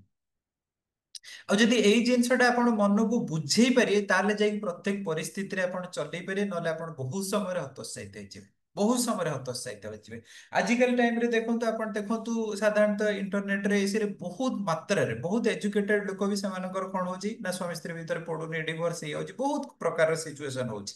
ତ ସେଠି ଦେଖନ୍ତୁ ସେମାନେ ଏତେ ଏଜୁକେଟେଡ ହେଲା ପରେ, ଏତେ ଭଲ ଜାଗାରେ ଜବ୍ କଲା ପରେ ବି ସାଧାରଣତଃ ପ୍ରତ୍ୟେକ ଜିନିଷକୁ ସେମାନେ ଠିକ ହିସାବରେ ନିୟନ୍ତ୍ରଣ କରିପାରୁନାହାନ୍ତି। ଆଉ ଯେତେବେଳେ ନିୟନ୍ତ୍ରଣ ନ କରିପାରୁଛନ୍ତି, ସେତେବେଳେ ବହୁତ ସମୟରେ ପ୍ରଶ୍ନ ଆସେ ଯେ ମୋ ମୋ ସହିତ ଏମିତି କଣ ପାଇଁ ହେଲା। ଆଉ ସେଇ ପର୍ଟିକୁଲାର ସିଚୁଏସନ ଗୁଡାକୁ ହ୍ୟାଣ୍ଡେଲ କରିବାଟା ବହୁତ ଡିଫିକଲ୍ଟ। ତ ସେଇଥିପାଇଁ ତ ପ୍ରାୟ ସମୟରେ ପିଲା ଆମେ ଦେଖନ୍ତି ଯଦି ଏକ୍ସାମରେ ଫେଲ ହେଇଗଲା, କିମ୍ବା କିଏ ହୁଏତ ଚାକିରି ପାଇଲାନି, କିଏ ହୁଏତ ସ୍ୱାମୀ ସ୍ତ୍ରୀ ଭିତରେ ଝଗଡା ଭିତରେ କଣ ଗୋଟେ, ତ ଏଇ ସ୍ଥିତିରେ ଜଣେ ବ୍ୟକ୍ତି କଣ କରେ ନା ଏକ୍ସଟ୍ରିମ ଷ୍ଟେପ ନେଇଯାଏ, କାରଣ ସେମାନଙ୍କୁ ଏଇ ଜିନିଷର ଉପଲବ୍ଧି ନାହିଁ ଯେ ପ୍ରତ୍ୟେକ ଜିନିଷର ନିୟନ୍ତ୍ରଣ ଆକ୍ଚୁଆଲି ମୋ ହାତରେ ନାହିଁ। ପ୍ରତ୍ୟେକ ଜିନିଷର ନିୟନ୍ତ୍ରଣ ମୋ ହାତରେ ନାହିଁ, ପ୍ରତ୍ୟେକ ଜିନିଷର ନିୟନ୍ତ୍ରଣ ଆକ୍ଚୁଆଲି ଭଗବାନଙ୍କ ପାଖରେ। ତେଣୁ କୌଣସି ବି ପରିସ୍ଥିତି ଯୋଉ ହିସାବରେ ଆସୁଛି ମତେ ତାକୁ ଗ୍ରହଣ କରିବାକୁ ପଡେ। କିନ୍ତୁ ଏଇ ଯୋଉ ଯେତେବେଳେ ଆମେ କହୁଛନ୍ତି ନା ଗ୍ରହଣ କରିବାର ଶକ୍ତି ବଢେଇବା କଥା, ତ ଗ୍ରହଣ କରିବାର ଶକ୍ତିଟା ଏତେ ସହଜ ନୁହେଁ। ଆପଣ ଦେଖନ୍ତୁ ଯୋଉମାନେ ବି ସାଧାରଣତଃ ଭକ୍ତି ମାର୍ଗରେ ଭକ୍ତି କରୁଛନ୍ତି, କିଏ 2 ବର୍ଷ, କିଏ 4 ବର୍ଷ, କିଏ 5 ବର୍ଷ, କିଏ 10 ବର୍ଷ ହେଲାଣି, ଆପଣ ନିଶ୍ଚିତ ମାତ୍ରାରେ ଏଇ ଜିନିଷକୁ ଅନୁଭବ କରିଥିଲେ। ପ୍ରଥମ ସମୟରେ ଯେତେବେଳେ ଆପଣ ଆସିଥିଲେ, ଆପଣ ଯେତିକି ମାତ୍ରାରେ ପ୍ରତ୍ୟେକ ପରିସ୍ଥିତିକୁ ନେଇକି, ପ୍ରତ୍ୟେକ ହୁଏତ ବ୍ୟକ୍ତିଙ୍କୁ ନେଇକି ଯେତିକି ହୁଏତ ଆଡଜଷ୍ଟମେଣ୍ଟର କାପାସିଟି ଥିଲା, ଆଜି ନିଶ୍ଚିତ ମାତ୍ରାରେ ବଢିଥିବ। କାରଣ କଣ ନା, ଯେତେବେଳେ ଆମେ ଭକ୍ତଙ୍କ ସଙ୍ଗ କରୁଛନ୍ତି, ଯେତେବେଳେ ଆମେ ଆମେ ଜପ କରୁଛନ୍ତି, ଆମେ ଯେତେବେଳେ ଭଗବତ ଗୀତା ପଢୁଛନ୍ତି, ଯେତେବେଳେ ଆମେ ଶ୍ରୀମଦ୍ ଭାଗବତ ଅଧ୍ୟୟନ କରୁଛନ୍ତି, ଶ୍ରବଣ କରୁଛନ୍ତି, ନିଶ୍ଚିତ ମାତ୍ରାରେ ସବୁବେଳେ ପାଇଁ ଯେତେବେଳେ ଏଇ ଯୋଉ ଶ୍ରବଣଟା କରୁଛନ୍ତି, ନିଶ୍ଚିତ ମାତ୍ରାରେ ଆମର ପ୍ରତ୍ୟେକ ପରିସ୍ଥିତିକୁ ସାଧାରଣତଃ କେମିତି ହିସାବରେ ଆମେ ହ୍ୟାଣ୍ଡେଲ କରିବା ଦରକାର, ତା କାପାସିଟି ଆମର ବଢୁଛି। ଆଉ ପ୍ରତ୍ୟେକ କେସରେ ଆପଣ ଦେଖନ୍ତୁ, ସାଧାରଣତଃ ଆମେ ଯେତେବେଳେ ଭକ୍ତି ମାର୍ଗରେ ଅଛନ୍ତି, ଆମେ ସବୁବେଳେ ଦେଖନ୍ତୁ ଆମର ମୁଖ୍ୟ କାମ ହଉଛି ଲୋକମାନଙ୍କୁ ନେଇକି ଚାଲିବା, ବୁଝିପାରୁଛନ୍ତି ନା। ଯେମିତି ଆପଣ ଦେଖନ୍ତୁ ଆଗକୁ ଜନ୍ମାଷ୍ଟମୀ ଆସୁଛି, ତ ଜନ୍ମାଷ୍ଟମୀରେ ଆପଣ ଦେଖନ୍ତୁ 50 ଟାଇପର ସେବା ଅଛି, 50 ଭେରାଇଟିର ଲୋକ ଅଛନ୍ତି, 50 ଭେରାଇଟିର ଲୋକଙ୍କର 50 ଭେରାଇଟିର ମତ ବି ରହିବ, 50 ଭେରାଇଟିର ସେମାନଙ୍କର କାର୍ଯ୍ୟକଳାପ ରହିବ। ତା ଭିତରେ ବି ଆପଣଙ୍କୁ ତାଙ୍କୁ ଆଡଜଷ୍ଟମେଣ୍ଟ କରିକି ଚଳିବାଟା ଏତେ ସହଜ ନାହିଁ। ଆଉ ଏଇ ଯୋଉ ଆଡଜଷ୍ଟମେଣ୍ଟ ଆମେ କରୁଛନ୍ତି, ସେ ମାତାଜୀଙ୍କର ବ୍ୟବହାର ଏମିତି, ସେ ପ୍ରଭୁଜୀଙ୍କର ବ୍ୟବହାର ଏମିତି, ସେ ପିଲା ଏମିତି, ତ ତା ଭିତରେ ବି ଆମେ ସମସ୍ତଙ୍କୁ ନେଇକି ଯେତେବେଳେ ଚାଲୁଛନ୍ତି, ତ ନିଶ୍ଚିତ ମାତ୍ରାରେ ପ୍ରତ୍ୟେକ ପରିସ୍ଥିତିରେ ଆମର ଦେଖନ୍ତୁ ଆଡଜଷ୍ଟମେଣ୍ଟ କାପାସିଟି ବଢୁଛି। ଆପଣ ଦେଖନ୍ତୁ କୌଣସି ସେଣ୍ଟର ଯଦି ହୁଏତ ବୃନ୍ଦାବନ ଯାତ୍ରା ଆରେଞ୍ଜ କରୁଛନ୍ତି କିମ୍ବା ମାୟାପୁର ଯାତ୍ରା ଆରେଞ୍ଜ କରୁଛନ୍ତି, ଦେଖନ୍ତୁ ଯିଏ ଆରେଞ୍ଜ କରୁଛନ୍ତି, 1000 ପ୍ରକାରର ସିଚୁଏସନକୁ ଆପଣ ଆଡଜଷ୍ଟ କରିବାକୁ ପଡିବ। ଲୋକ ତ ବ୍ୟକ୍ତି ସାଧାରଣତଃ କହିଦେବ ଯେ ମୋ ପାଇଁ ଥାର୍ଡ ଏସି କରିଦିଅନ୍ତୁ, ମୋର ସ୍ଲିପର ହବା ଦରକାର, ମୋର ତଳେ ସିଟ୍ ହବା ଦରକାର, କିନ୍ତୁ ଯୋଉ ବ୍ୟକ୍ତି 100 ଜଣଙ୍କର ସିଟ୍ ଆରେଞ୍ଜମେଣ୍ଟ କରୁଛନ୍ତି, ସିଏ ତ ତାଙ୍କ ହାତରେ ପୁରା କଣ୍ଟ୍ରୋଲ ନାହିଁ ଯେ ଟ୍ରେନର ଟିକେଟ କୋଉଟା କୋଉଠି ପଡିବ। ଫାଷ୍ଟ ଜିନିଷ, ସିଏ ଏବେ ଇଣ୍ଡିପେଣ୍ଡେଣ୍ଟ କାହା ଉପରେ ଡିପେଣ୍ଡେଣ୍ଟ, କାହା ଉପରେ ନା ଟ୍ରେନ ଟିକେଟ କୋଉ ହିସାବରେ ଆସିବ କି ନାହିଁ। ତାପରେ ପୁଣି ସେ ଟ୍ରେନ ଟିକେଟ ଆସିଲା ପରେ ପୁଣି ଏପଟେ ପ୍ରଭୁଜୀ ମାତାଜୀକୁ ବୁଝାଅ ଯେ ମୁଁ କଣ କରିବି କଣ। ତ ଏଠି ଦେଖନ୍ତୁ ପ୍ରତ୍ୟେକ ପରିସ୍ଥିତିରେ ନା, ଆଉ ଦେଖନ୍ତୁ ଯୋଉ ବ୍ୟକ୍ତି ଯେତେ ବି ଭକ୍ତି ଆପଣ କରନ୍ତୁ, ଆପଣ ଯେତେବେଳେ ପ୍ରଭୁଜୀ କହିଦେଇଛନ୍ତି ପ୍ରଭୁଜୀ ମୋ ଟିକେଟଟା ଏଇଠି କରିବେ, କେତେ ବି ଆପଣ ଭକ୍ତି କରନ୍ତୁ, ଆପଣ ନିଶ୍ଚିତ ମାତ୍ରାରେ ପ୍ରଭୁଜୀ କହିବେ ପ୍ରଭୁଜୀ ମୁଁ ତ କହିଥିଲି, ମୋର ମୋର ତ ଏଜ ହେଇଗଲାଣି, ମୁଁ ଉପରକୁ ଚଢି ପାରିବି, ଆପଣ ତଳେ କଣ ପାଇଁ କଲେ। ବୁଝିପାରୁଛ ନା। ତେଣୁ ଦେଖନ୍ତୁ ଯେତେବେଳେ ଯୋଉ ବ୍ୟକ୍ତି ଏଇ ଯୋଉ ସିଚୁଏସନକୁ ହ୍ୟାଣ୍ଡେଲ କରୁଛନ୍ତି, ନିଶ୍ଚିତ ମାତ୍ରାରେ ତାଙ୍କର କଣ ହବ ନା, ଏଇ ଯୋଉ ମାନେ ଆଡଜଷ୍ଟମେଣ୍ଟ କରିବାର କାପାସିଟିଟା ବଢିବ। ଆଉ ଏଇଥିପାଇଁ ଆମର ବଢୁଛି, ଯେହେତୁ ଆମେ ଭକ୍ତି କରୁଛନ୍ତି। ଆଉ କିଛି କିଛି ସିଚୁଏସନରେ ଯୋଉଠି ଦେଖିବା ଆମେ ଭକ୍ତ, ଆମେ ଦେଖୁଛନ୍ତି ଯେ ଆମ ହାତରେ ନାହିଁ, ସେଠି ଆମେ କେବଳ ପ୍ରେୟାର କରିବା ଦରକାର ଯେ ଭଗବାନ ଆପଣଙ୍କ ହାତରେ ନିୟନ୍ତ୍ରଣ ଅଛି, ତେଣୁ ଏଇ ସିଚୁଏସନ ଟା କଣ ହୁଏ ତ ବେଟର ହେଇପାରେ ଆପଣ କରନ୍ତୁ। ବହୁତ କିଛି ପ୍ରାକ୍ଟିକାଲ ସିଚୁଏସନରେ ମୁଁ ଦେଖିଛି, କିଛି କିଛି ସିଚୁଏସନରେ ଯେତେବେଳେ ଦେଖିବେ ଯେ ସିଚୁଏସନ ବଡ କମ୍ପ୍ଲିକେଟେଡ ଆଉ ଆପଣଙ୍କ ହାତରେ ପୁରା ନାହିଁ, ସେଇ ଟାଇମରେ ପ୍ରେୟାର ଟା ବହୁତ କାମ କରେ। ଜଗନ୍ନାଥଙ୍କୁ କି ଆପଣ ଯାହାକୁ ବି ପ୍ରେୟାର କରୁଛନ୍ତି, ରାଧାରାଣୀ କି ରାଧାକୃଷ୍ଣଙ୍କୁ କିମ୍ବା ଗୌରତାଙ୍କୁ ଆପଣ ପ୍ରେୟାର କରିବେ ଯେ ଆକ୍ଚୁଆଲି ପ୍ରଭୁ ଦେଖନ୍ତୁ, ମୁଁ ଯେତିକି କରିପାରିବା କଥା କରିବି, କିନ୍ତୁ ୟା ପରେ ଏ କଣ୍ଟ୍ରୋଲ ମୋ ହାତରେ ନାହିଁ, ଆପଣ କିଛି ସୁଇଟେବଲ ସିଚୁଏସନ ହେଇପାରିବ। ତେଣୁ ପ୍ରଥମ ଜିନିଷ ଆମେ ଦେଖିଲେ ଯେ ଯେତେବେଳେ ନିୟନ୍ତ୍ରଣ କରିବାର ଯୋଉ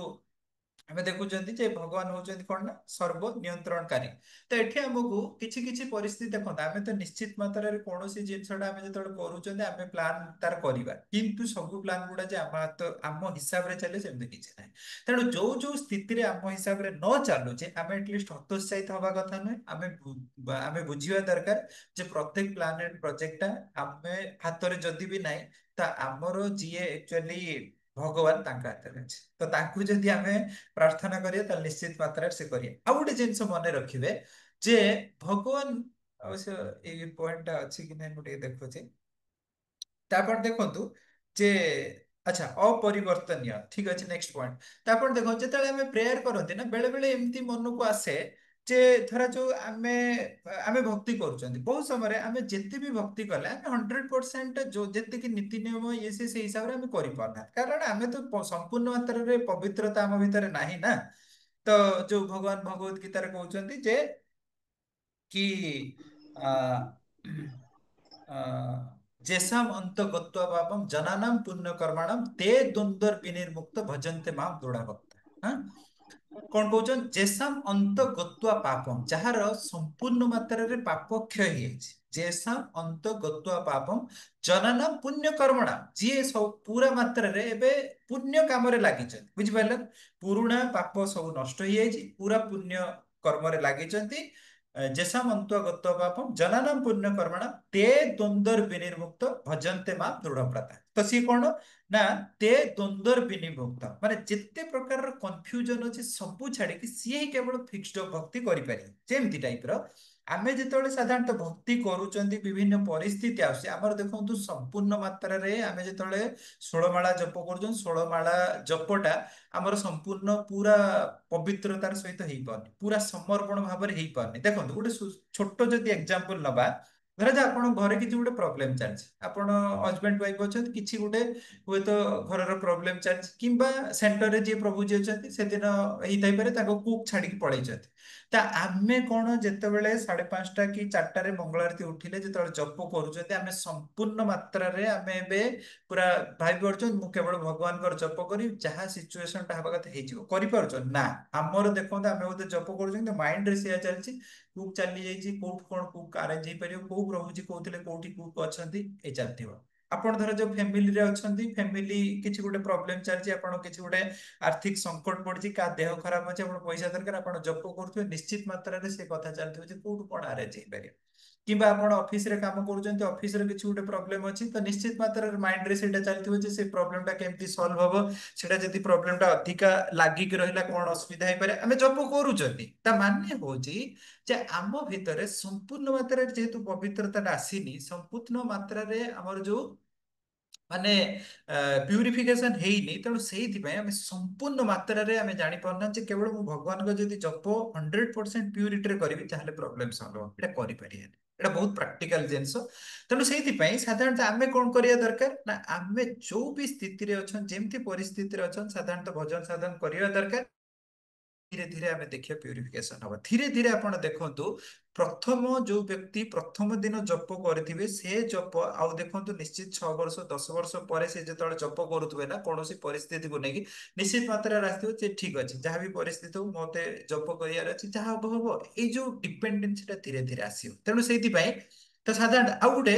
ତ ମନକୁ ବେଳେ ବେଳେ ଆସେ ଧରାଯାଉ ଆମେ ଗୋଟେ ସମୟରେ ଠିକ ଭକ୍ତି କରୁଛନ୍ତି ଗୋଟେ ସମୟରେ ଟିକେ ଆମେ ଡାଉନ ପଡିଛନ୍ତି ତ ଡାଉନ ପଡିଲା ପରେ କିଛି ଗୋଟେ ପ୍ରୋବ୍ଲେମ ଆସିଲା ଆମ ମନକୁ ଆସେ ଯେ ମୁଁ ଭଗବାନଙ୍କୁ ସତରେ ଡାକିଲେ ସିଏ ଶୁଣିବେ କି ନାହିଁ। ଆକ୍ଚୁଆଲି ଦେଖନ୍ତୁ ଭଗବାନଙ୍କ କେସରେ ସିଏ ଏଇ ଜିନିଷ ଦେଖନ୍ତିନି ଯେ ଆମେ କେତେ ମାତ୍ରାରେ ପୁରା ମାନେ ଭକ୍ତିରେ ଲାଗିଛନ୍ତି ନ ଲାଗିଛନ୍ତି କିନ୍ତୁ କେତେ ସମର୍ପଣ ଭାବରେ ଆମେ ଡାକୁଛନ୍ତି ସେଇଟା ବହୁତ ଜିନିଷ ମ୍ୟାଟର କରେ ବୁଝିପାରିଲେ ନା। ଆମେ ହେଇଥାଇପାରେ କୌଣସି ସ୍ଥିତି ପରିସ୍ଥିତିକୁ ନେଇକି ଆମେ ହୁଏତ ଏଇ ଟାଇମରେ ସେଣ୍ଟରକୁ ଏତେ ଯାଇପାରୁନାହାନ୍ତି ଭକ୍ତ ସଂଘ କରିପାରୁନାହାନ୍ତି ଭଗବତ ଗୀତା କ୍ଲାସ ଆଟେଣ୍ଡ କରିପାରୁନାହାନ୍ତି ଜପ ଠିକ ସେ ହେଇପାରୁନି କିନ୍ତୁ କିଛି ଗୋଟେ ପ୍ରୋବ୍ଲେମେଟିକ ସିଚୁଏସନ ଆସିଛି ଆମେ ଯଦି ଭଗବାନଙ୍କୁ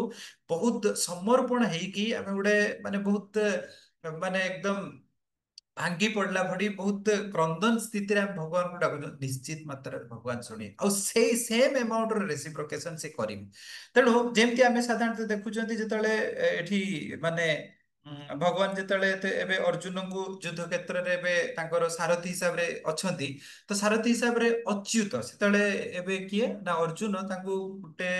ସମୟରେ ତାଙ୍କୁ ସମ୍ବୋଧନ କରୁଛନ୍ତି ଅଚ୍ୟୁତ ଅଚ୍ୟୁତ ମାନେ ଯିଏ ତାଙ୍କ କଥାରେ କେବେ ବି ଚ୍ୟୁତ ହୁଅନ୍ତିନି ଯିଏ ତାଙ୍କର ଯୋଉ କଥାଟା ଦେଇଛନ୍ତି ନିଶ୍ଚିତ ମାତ୍ରାରେ ରକ୍ଷା କରନ୍ତି କୌଣସି ବି ହେଇଥାଇପାରେ ତାଙ୍କର ନିଜର ରେପୁଟେସନ ଖରାପ ହେଇଯାଉ କିନ୍ତୁ ଷ୍ଟିଲ ସିଏ ମାନେ ଯୋଉ କଥାଟାକୁ ଦେଇଛନ୍ତି ସେଇଟାକୁ ରକ୍ଷା କରନ୍ତି ହେଲା। ତେଣୁ ଆମେ ଦେଖୁଛନ୍ତି ଯେତେବେଳେ ମହାଭାରତ ଯୁଦ୍ଧରେ ସାଧାରଣତଃ କୃଷ୍ଣ କହିଛନ୍ତି ଯେ ମୁଁ ଆକ୍ଚୁଆଲି କୌଣସି ଅସ୍ତ୍ରଶସ୍ତ୍ର ଧରିବି ନାହିଁ କିନ୍ତୁ ଯୋଉ ସ୍ଥିତିରେ ଦେଖିଛନ୍ତି ଯେ ଭକ୍ତ ଏବେ ହୁଏତ ଅସୁବିଧାରେ ପଡିଛନ୍ତି ତ ସେଇ ସମୟରେ ସେ ଦେଖିଛନ୍ତି ଯେ ମୋର ଯୋଉଟା ହୁଏତ ମୁଁ ପ୍ରତିଜ୍ଞା କରିଛି ସେଇଟା ହୁଏତ ଭାଙ୍ଗି ଯାଉ ହୁଏତ ଲୋକ ମତେ କଣ କୁହନ୍ତୁ କିନ୍ତୁ ମୁଁ ଯୋଉ ସାଧାରଣତଃ ମୋର ଭକ୍ତ ବତ୍ସଳା ହିସାବରେ ସାଧାରଣତଃ ଭକ୍ତକୁ କୌଣସି ବି ପରିସ୍ଥିତିରେ ରକ୍ଷା କରିବା ଦରକାର ସେଇ ଜିନିଷଟା ରହିବା ଦରକାର। ତେଣୁ ସେଇଥିପାଇଁ ସାଧାରଣତଃ ଆମେ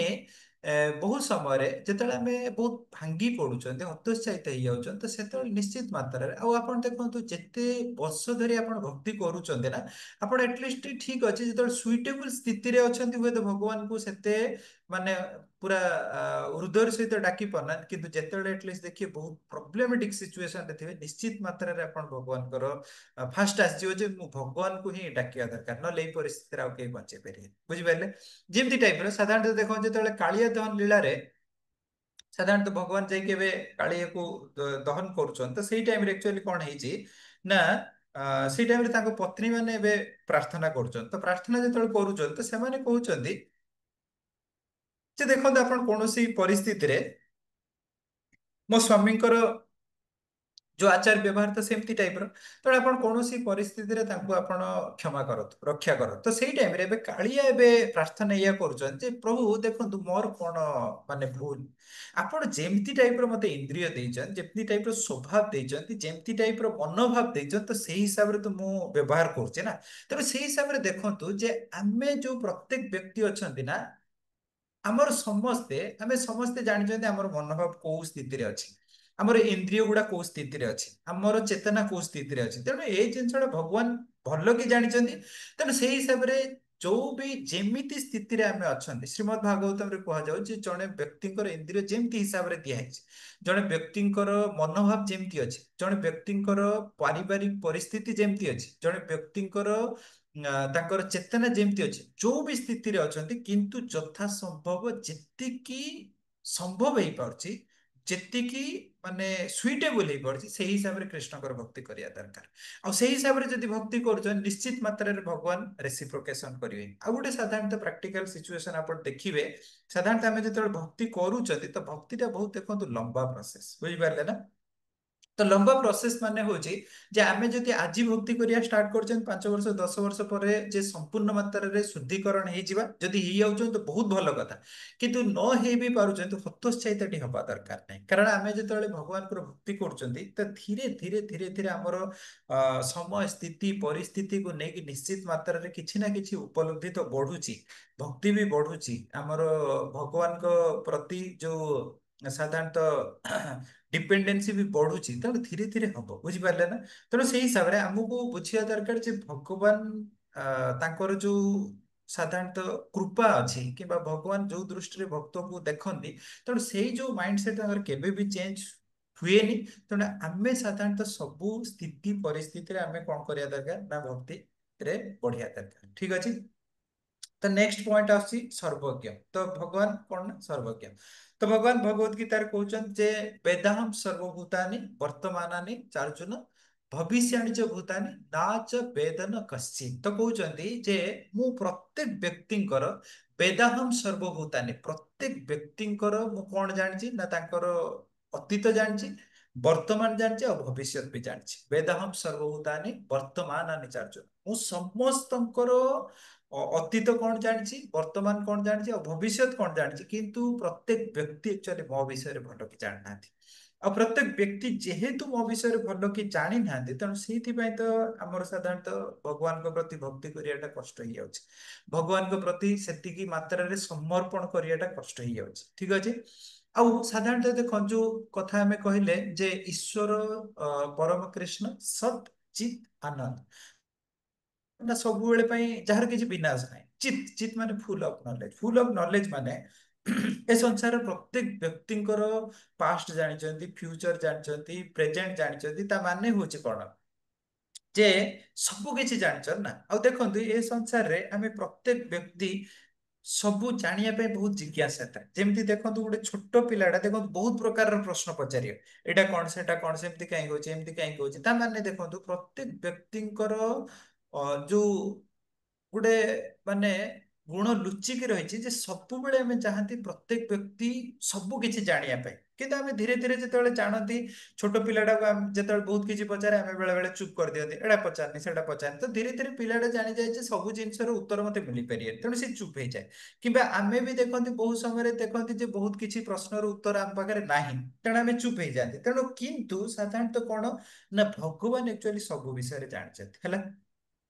ଯେମିତି ଟାଇପର ଆପଣ ଦେଖିଲେ ଯେ ବହୁତ କିଛି ପରିସ୍ଥିତିରେ ଆପଣ ଦେଖିବେ ଯେତେବେଳେ ଆମେ ପ୍ରୋବ୍ଲେମେଟିକ ସିଚୁଏସନରେ ଆସୁଛନ୍ତି ଆମକୁ ଲାଗେ ଯେ ଏମିତି କଣ ମୋ ଜୀବନରେ କର୍ମ ଏମିତି କରିଦେଇଥିଲି ଯୋଉଥିପାଇଁ କି ଏମିତି ପରିସ୍ଥିତି ଆସୁଛି ବୁଝିପାରିଲେ ତ ସେଇ ଟାଇପର ପ୍ରୋବ୍ଲେମର କଣ ପାଷ୍ଟ କନେକ୍ସନ ଥାଇପାରେ କଣ ଥାଇପାରେ ଆମେ ଜାଣିନାହାନ୍ତି କିନ୍ତୁ ସେଇଟା ଆମେ ଯେତେବେଳେ ସେମିତି ପରିସ୍ଥିତି ପଡନ୍ତି ତ ଆମକୁ ଲାଗେ ଯେ ଭଗବାନ କଣ ପାଇଁ ଏମିତି କଲେ ଯେମିତି ଟାଇପର ଆମେ ସାଧାରଣ ଦେଖିଲେ ମହାଭାରତ ଯୁଦ୍ଧ ଯେତେବେଳେ ସରିଛି ତ ସରିଲା ପରେ ଯେତେବେଳେ ଏବେ କଣ ହେଇଛି ନା ଗାନ୍ଧାରୀଙ୍କର ଯେତେବେଳେ ଏବେ 100 ପୁତ୍ର ନିହତ ହେଇଯାଇଛନ୍ତି ତ ନିହତ ହେଇଗଲା ପରେ ଏବେ କୃଷ୍ଣ ଏବେ ଥରେ ଯାଇଛନ୍ତି କୋଉଠିକି ନା ମାନେ ଗାନ୍ଧାରୀଙ୍କ ସହିତ ସାକ୍ଷାତ ହେଇଛି। ତ ଗାନ୍ଧାରୀ ଏବେ ତାଙ୍କୁ ପଚାରିଛନ୍ତି ଯେ ମୁଁ ଏମିତି କଣ କର୍ମ କରିଥିଲି ଯୋଉଥିପାଇଁ କି ମୋର 100 ପୁତ୍ର ତୁମେ ନିଧନ କରିଦେଲା। ଆଉ ସେଇ ଟାଇମରେ ଗାନ୍ଧାରୀଙ୍କର ଏବେ ବହୁତ ମାତ୍ରାରେ ତାଙ୍କର ଗୋଟେ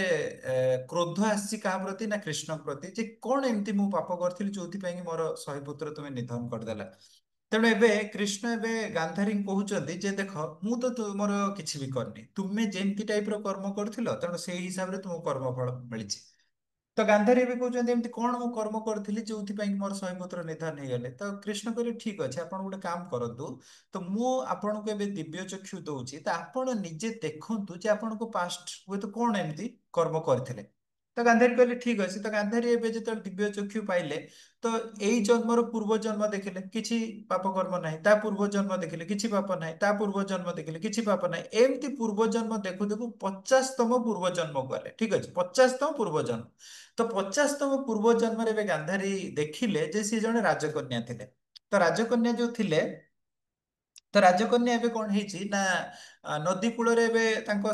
ସାଙ୍ଗସାଥି ମାନଙ୍କ ସହିତ ଖେଳବୁଲା କରୁଛନ୍ତି। ତ ସାଙ୍ଗସାଥିଙ୍କ ସହିତ ଯେତେବେଳେ ଖେଳବୁଲା କରୁଛନ୍ତି ତ ସେଇ ଟାଇମରେ କଣ ହେଇଥିଲା, ଗୋଟେ କଇଁଚଟା ଅଣ୍ଡା ଦେଇଛି। କେତେଟା ନା 50ଟା ଅଣ୍ଡା ଦେଇଛି। ଆଉ ସାଧାରଣତଃ କଇଁଚର ପ୍ରଜନନ ଶକ୍ତିଟା କେମିତି ନା ସିଏ ଯାଇ କୂଳରେ ଅଣ୍ଡା ଦେଇଦେଲା, ତ ଅଣ୍ଡା ଦେଇଦେଲା ପରେ ସେଇ ନଦୀକୁ ପଳେଇଲା, ତ ନଦୀ ଭିତରେ ଯୋଉ ଅଣ୍ଡାକୁ ସିଏ ମନେ ପକେଇ ପାରିବ ସେଇଟା ଆକ୍ଚୁଆଲି ପିଲା ହବ। ତାର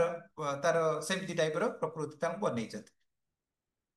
ତ ଏବେ ସେ ଯୋଉ ଅଣ୍ଡା ଦେଇ ପଳେଇଛି, ତ ଇଏ କଣ କଲେ ନା ସେ ଯୋଉ ଖେଳିବା ସ୍ଥିତିରେ ମାନେ ଖେଳୁ ଖେଳୁ କଣ କଲେ ନା ସେଇ ଅଣ୍ଡା ଗୁଡାକୁ ପାଦରେ ଏବେ ଟିପି ଟିପି ସବୁ ଭାଙ୍ଗିଦେଲେ। କେତେଟା ଅଣ୍ଡା ନା 50ଟା। ଠିକ ଅଛି। ତ 50ଟା ଅଣ୍ଡା ଇଏ ଭାଙ୍ଗିଦେଲେ। ସେପଟେ କଣ ହେଇଛି ନା ଯୋଉ ଧୃତରାଷ୍ଟ୍ର ଥିଲେ ସିଏ ବି ସେମିତି କିଛି ଜନ୍ମ ପୂର୍ବରୁ ସିଏ କଣ ଥିଲେ ନା ଜଣେ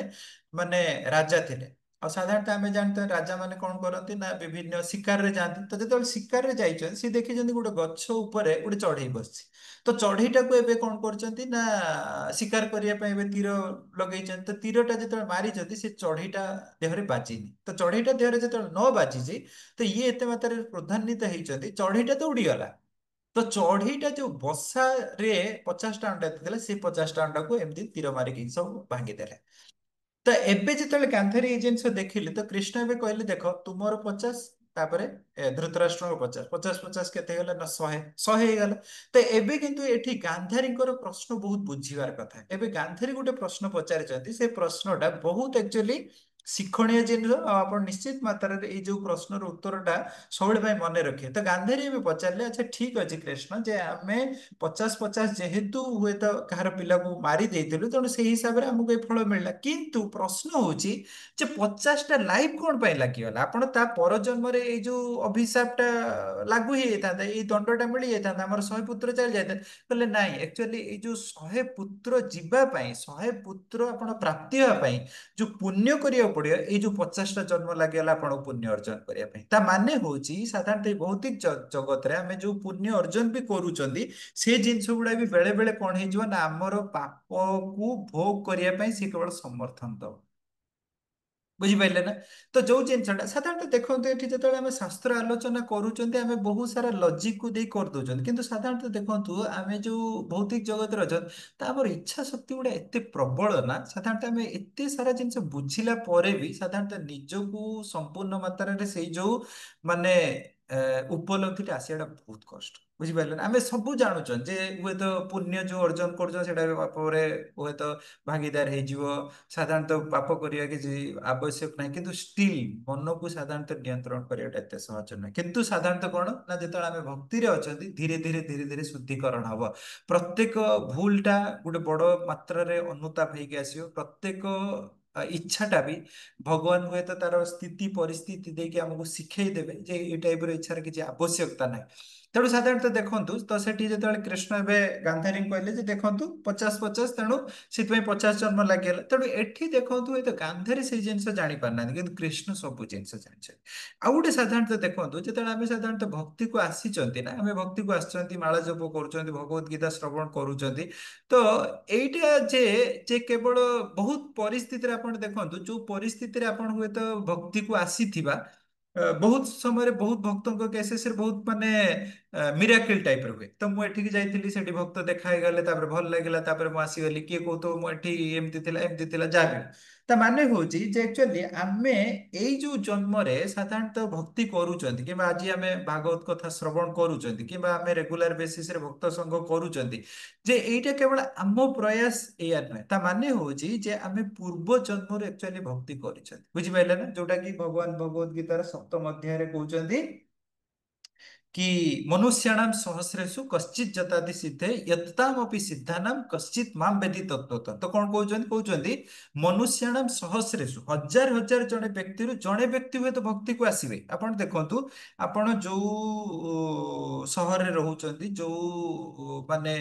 ଜାଗାରେ ରହୁଛନ୍ତି ଆପଣ ଦେଖନ୍ତୁ ହଜାର ହଜାର ବ୍ୟକ୍ତିରୁ ହୁଏତ ଜଣେ ବ୍ୟକ୍ତି ଭକ୍ତିକୁ ଆସିଥିବେ ସମସ୍ତଙ୍କୁ ହୁଏତ କୁହା ହେଇଥିବ ସେପଟେ ଯେତେବେଳେ ଆପଣ ବୁକ୍ ଡିଷ୍ଟ୍ରିବ୍ୟୁସନ ହେଇଥିବ ବହୁତ ଲୋକ ଶୁଣିଥିବେ ନଗର କୀର୍ତ୍ତନ ହେଇଥିବ ବହୁତ ଲୋକ ଶୁଣିଥିବେ ରଥଯାତ୍ରା ଯାଇଥିବ ବହୁତ ଲୋକ ଶୁଣିଥିବେ କିନ୍ତୁ ଏତେ ବ୍ୟକ୍ତି ଶୁଣିଲା ପରେ ସବୁ ବ୍ୟକ୍ତି ତ ଆସୁନାହାନ୍ତି ଜଣେ ଜଣେ ଆସୁଛନ୍ତି ସବୁ ବ୍ୟକ୍ତି ଆସୁନାହାନ୍ତି ଜଣେ ଜଣେ ଆସୁଛନ୍ତି କଣ ପାଇଁ ନା ଭଗବାନ କହୁଛନ୍ତି ମନୁଷ୍ୟ ସହସ୍ର ହଜାର ହଜାରରୁ ଜଣେ ହିଁ ଆସିବେ ମନୁଷ୍ୟାଣାମ୍ ସହସ୍ରେଷୁ କଶ୍ଚିତ୍ ଯତାତି ସିଦ୍ଧାଏ ହୁଁ? ମାନେ ଯୋଉ ଭଗବାନଙ୍କର ଭକ୍ତିରେ ଇନଭଲ୍ଭ ହବା କିମ୍ବା ପବିତ୍ରତା ଆଣିବା ପାଇଁ ହଜାର ହଜାରରୁ ଜଣେ ବ୍ୟକ୍ତି ଇଚ୍ଛା ପ୍ରକାଶ କରିବେ ତାପରେ କଣ ନା ମନୁଷ୍ୟାଣାମ୍ ସହସ୍ରେଷୁ କଶ୍ଚିତ୍ ଯତାତି ସିଦ୍ଧାଏ ୟତତାମ୍ ଅପି ସିଦ୍ଧାନାମ୍ ସେ ଯୋଉ ହଜାର ହଜାର ରୁ ଜଣେ ଆସିବେ ତାଙ୍କ ଭିତରୁ ପୁଣି ହଜାର ହଜାରରୁ ଜଣେ ଆକ୍ଚୁଆଲି ମତେ ତତ୍ଵର ସହିତ ବୁଝିବେ ତାମାନେ ଦେଖନ୍ତୁ ଆମେ ସମସ୍ତେ ପ୍ରାୟ ଭକ୍ତିକୁ ଆସୁଛନ୍ତି କିନ୍ତୁ ସାଧାରଣତଃ ଭକ୍ତିର ଦେଖନ୍ତୁ ପୂର୍ଣ୍ଣ ପବିତ୍ରତା ଟା ପାଇବା ଆମ ପାଇଁ ବହୁତ କଷ୍ଟ ହେଇଯାଉଛି ବୁଝିପାରିଲେ ନା ଆଉ ଯଦି ବି ଆମେ ଭକ୍ତିକୁ ଆସୁଛନ୍ତି ଆମେ ବି ଜାଣିଛନ୍ତି ଭକ୍ତିକୁ ଆସିଛନ୍ତି ଭକ୍ତ ସଙ୍ଗ କରିବାକୁ ଭଲ ଲାଗୁଛି ପ୍ରସାଦ ପାଇବାକୁ ଭଲ ଲାଗୁଛି କୀର୍ତ୍ତନ କରିବାକୁ ଭଲ ଲାଗୁଛି କିନ୍ତୁ ସମ୍ପୂର୍ଣ୍ଣ ମାତ୍ରାରେ ଯେ ଭକ୍ତିରେ ରହିବା କୌଣସି କିଛି ଭୌତିକ ଆଶା ନ ରହିବ ସେଇ ସ୍ଥିତିକୁ ଆମେ ଆସିନା ବୁଝିପାରିଲେ ନା? ତେଣୁ ଏବେ କହୁଛନ୍ତି ଯେ ହଜାର ହଜାରରୁ ଜଣେ ଭକ୍ତିକୁ ଆସିବେ ଭକ୍ତ ସଙ୍ଗ କରିବେ ପ୍ରସାଦ ପାଇବେ ଭଗବାନଙ୍କ ନାମ ଜପ କରିବେ କିନ୍ତୁ ତା ଭିତରୁ ପୁଣି ହଜାର ହଜାରରୁ ଜଣେ ହୁଏତ ମୋର ସିଦ୍ଧି ପ୍ରାପ୍ତ ହେବେ କିନ୍ତୁ ସାଧାରଣତଃ ଏଠି ପ୍ରଶ୍ନ ଯେ ସେଇ ଯୋଉ ନଗର କୀର୍ତ୍ତନ ହଉଥିଲା ସେ ଯୋଉ ପ୍ରସାଦ ବଣ୍ଟା ହଉଥିଲା ରଥଯାତ୍ରା ସମୟରେ ଏତେ ଲୋକ ଶୁଣିଲା ପରେ ଏଇ ହଜାର ହଜାର ଜଣେ କଣ ପାଇଁ ଆସିଲେ ନା ଏଇଥିପାଇଁ ଆସିଲେ ନା ପୂର୍ବ ଜନ୍ମରେ ତାଙ୍କର ସେଇ ସୁକୃତିଟା ଅଛି ବୁଝିପାରିଲେ ନା ଯେମିତି ଟାଇପର ସାଧାରଣତଃ ହୁଏତ ଆମେ ଜାଣିନାହାନ୍ତି ଯେ ଆକ୍ଚୁଆଲି ପୂର୍ବ ଜନ୍ମରେ କେତେ ଥର ଆମେ ହୁଏତ ଭକ୍ତ ସଙ୍ଗ କରିଛନ୍ତି ପୂର୍ବ ଜନ୍ମରେ ହୁଏତ କେତେ ଥର ଆମେ ଭଗବତ ଗୀତା ପଢିଛନ୍ତି କିନ୍ତୁ ଭଗବାନ ଜାଣିଛନ୍ତି ଯେହେତୁ ଭଗବାନ ଜାଣିଛନ୍ତି ତ ସେମିତି ଟାଇପର ପରିସ୍ଥିତି ସୃଷ୍ଟି କରିଛନ୍ତି ଯେ ଆମେ ସେମିତି ଟାଇପର ପରିବାରରେ ସେମିତି ଟାଇପର ସ୍ଥାନରେ ଜନ୍ମ ନବା କିମ୍ବା ଜନ୍ମ ନେଲେ ପଢିଲେ ତାପରେ ଏମିତି ଜାଗାରେ ଯାଇକି ଚାକିରି କଲେ ସେଠି ହୁଏତ କୋଉଠି ଗୋଟେ ଭକ୍ତ ସଂଘ ହଉଛି ସେଠି ଗୋଟେ ଭଗବତ ଗୀତାର କ୍ଲାସ ହଉଛି ସେଠି ଭାଗବତମର କ୍ଲାସ ହଉଛି ସେଠି ପ୍ରସାଦ ବଣ୍ଟା ହଉଛି ତ ଧୀରେ ଧୀରେ ଧୀରେ ଧୀରେ ଆମେ ଯୋଡି ହେଇଗଲେ ତେଣୁ ଇଏ ହଉଛି ସବୁ କଣ ନା ଭଗବାନଙ୍କର କଥା ବୁଝିପାରିଲେ ନା ତେଣୁ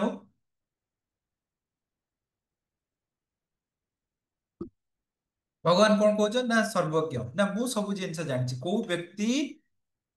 କୋଉ ସ୍ଥିତିରେ କେତେ ମାତ୍ରାରେ ଭକ୍ତି କରୁଛନ୍ତି କୋଉ ପ୍ରକାରର ପରିବେଶରେ ନେଇକି ଜନ୍ମ ଦେବି କୋଉ ପ୍ରକାରର ସ୍ଥାନରେ ନେଇକି ତାକୁ ଚାକିରି ଦେବି ତା ଭିତରେ ସେ ଧୀରେ ଧୀରେ ଧୀରେ ଧୀରେ ସେ ପୁଣି କଣ ହେବେ ନା ଭକ୍ତିରେ ଯୋଡି ହେଇପାରିବେ ତେଣୁ ତ ଇଏ ସବୁ କଣ ନା ଆମେ ଯଦି ବି ବହୁ ସମୟରେ ଭଗବାନଙ୍କୁ ଭୁଲି ଯାଆନ୍ତି କିମ୍ବା କୌଣସି ସମୟରେ ହୁଏତ ଆମର ମାନ ଅଭିମାନ ଆସେ କିନ୍ତୁ ଭଗବାନ ଆକ୍ଚୁଆଲି ଜାଣିଛନ୍ତି ଯେ ପ୍ରତ୍ୟେକ ବ୍ୟକ୍ତିଙ୍କୁ କୋଉ ସମୟରେ ଆକ୍ଚୁଆଲି ପୁଣି ଥରେ କୌଣସି ପରିସ୍ଥିତିରେ ତାଙ୍କୁ ପୁଣି ଥରେ ଭକ୍ତିକୁ ଆଣିବାକୁ ପଡିବ ବୁଝିପାରିଲେ ତେଣୁ ସେଇ ହିସାବରେ କୁହାଯାଉଛି ଯେ ଭଗବାନ ଆକ୍ଚୁଆଲି ସବୁ କିଛି ଜାଣିଛନ୍ତି ହେଲା କିମ୍ବା ବହୁତ ସମୟରେ ଦେଖିବେ ଆମ ଭିତରେ ଯାହା ଯାହା ଆଶା ଅଛି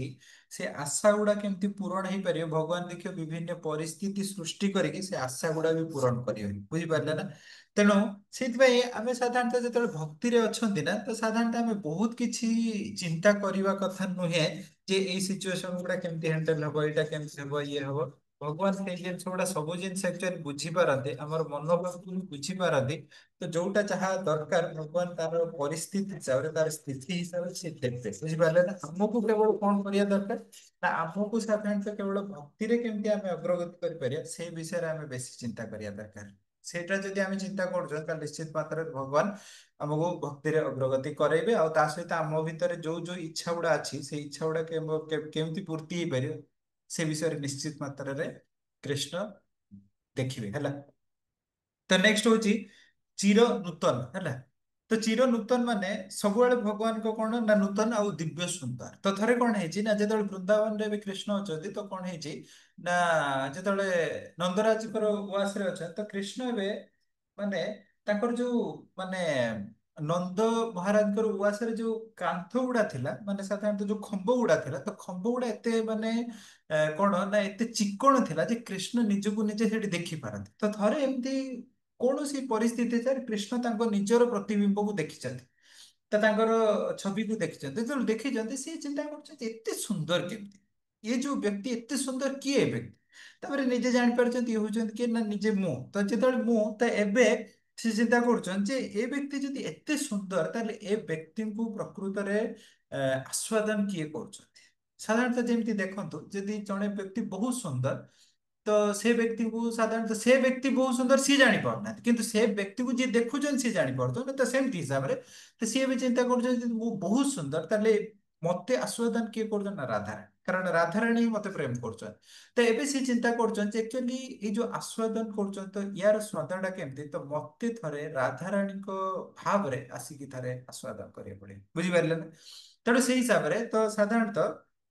ଆଉ ଦେଖନ୍ତୁ ଯେତେବେଳେ ଆମେ କୃଷ୍ଣଙ୍କର କଥା କୁହନ୍ତି ତ କୃଷ୍ଣଙ୍କ ସୌନ୍ଦର୍ଯ୍ୟଟା, କୃଷ୍ଣ ତ ଜଣେ ପୁରୁଷ ନା, ପୁରୁଷ ହିସାବରେ ସାଧାରଣତଃ ସୌନ୍ଦର୍ଯ୍ୟଟା କୋଉ ହିସାବରେ କୁହାଯାଏ ହ୍ୟାଣ୍ଡସମ୍। କିନ୍ତୁ ସାଧାରଣତଃ ଦେଖନ୍ତୁ ଯେତେବେଳେ କୃଷ୍ଣଙ୍କ କଥା କୁହାଉଛି କଣ କୁହାଉଛି ନା ବ୍ୟୁଟିଫୁଲ। କୋଉଥିପାଇଁ ନା ବ୍ୟୁଟିଫୁଲ ଏଇଥିପାଇଁ କୁହାଉଛି ସାଧାରଣତଃ ସମାଜରେ ଦେଖାଯାଏ ପୁରୁଷଙ୍କର ସୌନ୍ଦର୍ଯ୍ୟ ଆଉ ସ୍ତ୍ରୀଙ୍କ ସୌନ୍ଦର୍ଯ୍ୟ ଭିତରେ ଯଦି କମ୍ପେୟାର କରାଯାଏ ସ୍ତ୍ରୀର ସୌନ୍ଦର୍ଯ୍ୟଟା ବହୁତ ଅଧିକ, ବୁଝିପାରିଲେ। ତ ସ୍ତ୍ରୀର ସୌନ୍ଦର୍ଯ୍ୟଟା ଯେହେତୁ ବହୁତ ଅଧିକ ତେଣୁ ସେଇ ହିସାବରେ ସାଧାରଣତଃ କୁହାଯାଉଛି କୃଷ୍ଣ ଯଦି ବି ପୁରୁଷ କିନ୍ତୁ ତାଙ୍କର ସୌନ୍ଦର୍ଯ୍ୟଟା ଏତେ ଉଚ୍ଚତର ତେଣୁ ତାଙ୍କୁ ସେଇଥିପାଇଁ ସାଧାରଣତଃ ବ୍ୟୁଟିଫୁଲ କୁହାଯାଏ, ବୁଝିପାରିଲେ। ତ ତେଣୁ ସାଧାରଣତଃ ଏଠି ବି ଦେଖିବାକୁ ଗଲେ ଯେ ସାଧାରଣତଃ ଆମେ ଯିଏ ଆମର ପରମ ପୁରୁଷ ଭଗବାନ ଶ୍ରୀକୃଷ୍ଣ ତ ଏକରେ ତ ତାଙ୍କର ସବୁ ପ୍ରକାର ଆମର କୃପା ଆମ ଉପରେ ରହିଲା। ଆମେ ଯେକୌଣସି ପରିସ୍ଥିତିରେ ଆମେ ଭକ୍ତି କରିପାରୁଛନ୍ତି କରିପାରୁନାହାନ୍ତି ଆମ ଇନ୍ଦ୍ରିୟ ଯେମିତି ମନୋଭାବ ଯେମିତି ମାନସିକତା ଯେମିତି ସେଇ ହିସାବରେ ସିଏ ବି ସବୁ ସମୟରେ ଆମେ କେମିତି ଖୁସିରେ ରହିପାରିବା, ଆମେ କୌଣସି ଖରାପ ଅବସ୍ଥାରେ ଅଛନ୍ତି ଆମେ କେମିତି ସୁଧାରି ପାରିବା ସେ ଜିନିଷ ବି କରୁଛନ୍ତି। ତ ତା ସହିତ କଣ ନା ଭଗବାନ ହଉଛନ୍ତି କଣ ନା ବହୁତ ସୁନ୍ଦର ହେଲା। କେବଳ ସୁନ୍ଦରଟା ଇଏ ନୁହେଁ ଯେ କେବଳ ତାଙ୍କର ସୌନ୍ଦର୍ଯ୍ୟ କେବଳ ଏକ୍ସଟର୍ନାଲ ସୌନ୍ଦର୍ଯ୍ୟ ନୁହେଁ ଇଣ୍ଟରନାଲ ବି ହୃଦୟ ଭିତରେ ବି ସେତିକି କୋମଳ ହେଲା। ତ ସାଧାରଣତଃ ଏଇଥିପାଇଁ ସାଧାରଣତଃ ଯେତେବେଳେ ଦେଖନ୍ତୁ ଆମେ ଭକ୍ତି କରୁଛନ୍ତି ସାଧାରଣତଃ ନର୍ମାଲ ହିସାବରେ ଆପଣ ଦେଖନ୍ତୁ ଯେ ପ୍ରତ୍ୟେକ ବ୍ୟକ୍ତି ଏଇ ଜଗତରେ ଆ, କାହାର ନା କାହାର ଗୋଟେ ମାନେ ଗାଇଡେନ୍ସ ଖୋଜେ, ବୁଝିପାରିଲେ ନା। କାହାର ନା କାହାର ମାନେ ର ଅ, ସେ ଗୋଟେ କଣ ହୁଏ ନା ଯୋଉ କନେକ୍ସନ ଖୋଜେ, ବୁଝିପାରିଲେ ନା। ପ୍ରତ୍ୟେକ ବ୍ୟକ୍ତି ଯେତେ ବି ଆପଣ ବହୁତ ଟ୍ୟାଲେଣ୍ଟେଡ ହେଇଥାଉ ଯେତେ ବି ଧନ ସମ୍ପତ୍ତି ଥାଉ ଯେତେ ବି ପୋଷ୍ଟ ପୋଜିସନ ଥାଉ କିଛି କିଛି ସିଚୁଏସନ ଏମିତି ଆସେ ଯେ ଆମେ ବହୁତ ହେଲ୍ପଲେସ୍ ଫିଲ୍ କରନ୍ତି। କିନ୍ତୁ ଆଉ ପ୍ରାୟ ସମୟରେ ଆପଣ ଦେଖୁନାହାନ୍ତି ଆପଣଙ୍କର ବହୁତ ସମୟରେ ଦେଖିବେ ଯେମିତି ଆପଣଙ୍କ ଯୋଉ ମ୍ୟୁନିସିପାଲିଟିରେ ଅଛନ୍ତି କିଏ ଅଛନ୍ତି ସେଠି ଯିଏ ସରପଞ୍ଚ ଆପଣ ଦେଖିବେ ବହୁତ ଲୋକ ତାଙ୍କୁ ପ୍ରଣାମ କରନ୍ତି କାରଣ କିଛିଟା ସାହାଯ୍ୟ ମିଳିପାରିବ। କିଏ କିଏ ହୁଏତ ଏମଏଲଏ ଏମପି ସେମାନଙ୍କୁ ବି ବହୁତ ଇଏ କରୁଛନ୍ତି, କିଏ କିଏ ହୁଏତ ଆପଣଙ୍କ ଗାଁରେ ବହୁତ ମୁଖିଆ ଟାଇପର ଲୋକ ପାୱାର ପୋଷ୍ଟ ପୋଜିସନ ତାକୁ ଇଏ କରୁଛନ୍ତି। କିନ୍ତୁ ସାଧାରଣତଃ ଏଇ ଯୋଉ ସାଧାରଣତଃ ଡିପେଣ୍ଡେନ୍ସଟା ଆମେ ଯେତେବେଳେ କୃଷ୍ଣଙ୍କ ଉପରେ କରୁଛନ୍ତି କୃଷ୍ଣ ସୁପ୍ରିମ କଣ୍ଟ୍ରୋଲର ସବୁ ଜିନିଷ ଅଛି ତାମାନେ ଦେଖନ୍ତୁ କେତେ ମାତ୍ରାରେ ଆମେ ମାନେ ଆମର ଯୋଉ ମାନେ ରିଲାକ୍ସେସନ ଟା ନିହାତି ନ ଲାଗିବ ଯେ ଆମେ ଏଟଲିଷ୍ଟ ଯାହା ଉପରେ ମାନେ ନିୟନ୍ତ୍ରଣ ହେଇକି ଅଛନ୍ତି କିମ୍ବା ଆମେ ଯାହା ଉପରେ ସମର୍ପଣ କରୁଛନ୍ତି ଆମର ଯାହା ପ୍ରତି ପ୍ରେମ ଅଛି ଆମର ଯାହା ପ୍ରତି ଗୋଟେ ଭାବ ଅଛି ତ ସେ ବ୍ୟକ୍ତି ଆକ୍ଚୁଆଲି ପୃଥିବୀର ଏ ପୁରା ଦୁନିଆର ହଉଛି କିଏ ନା ନିୟନ୍ତ୍ରଣକାରୀ। ତେଣୁ ସେ କେସରେ ଆମେ ଯେତେ ବି ଖରାପ ପରିସ୍ଥିତି ଆସିଲେ ବି ସାଧାରଣତଃ ଆମର ଭିତରେ ଗୋଟେ ଆଟଲିଷ୍ଟ ରହିବ ଯେ ଯାହାହେଲେ ଭଗବାନ ସେ ସିଚୁଏସନକୁ ସମାଧାନ କରିବେ। ତେଣୁ ଏଥିରେ କଣ ହବ ନା ଆମର ବହୁତ ନିର୍ଭୟତା ରହିବ, ଆମେ ବହୁତ ସୁଖ ଶାନ୍ତିରେ ରହିପାରିବା। ତା ସହିତ କଣ ହବ ନା ଆମେ ଭକ୍ତିରେ ଆଗକୁ ବଢିପାରିବା। ଠିକ ଅଛି, କାହାର ଯଦି କିଛି ପ୍ରଶ୍ନ ଅଛି ଆମେ ପ୍ରଶ୍ନ ନବା ତାପରେ କ୍ଲାସ କରିପାରିବା।